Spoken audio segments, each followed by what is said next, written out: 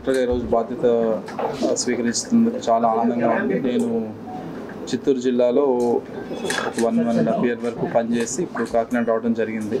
ఇంతకుముందు ఒకసారి కాకినాడకి రావడం జరిగింది. నేను పోర్ట్స్ డిపార్ట్మెంట్లో ఉన్నప్పుడు ఇక్కడ కాకినాడ సెజ్ ఏరియా దీనికోసం విజిట్ కోసం రావడం జరిగింది. అదే మొదటిసారి లాస్ట్ సారి and very happy to be here back.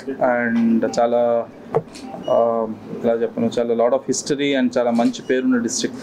ముందున్న ఈస్ట్ గోదావరి కానీ ఇప్పుడున్న కాకినాడ కానీ నా బ్యాచ్మేట్ ఇక్కడ కూడా చేస్తున్నారు ఆల్రెడీ. సో ఐ విష్ అందరికీ I will meet there expectations.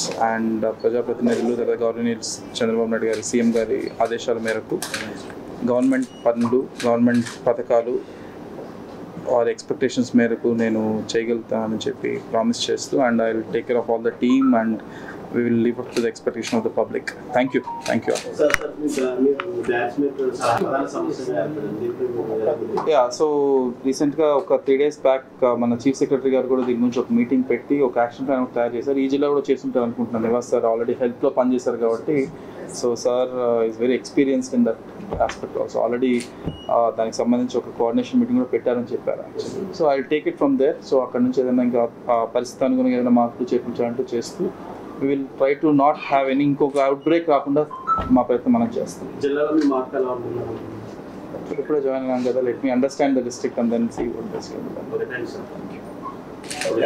Thank you.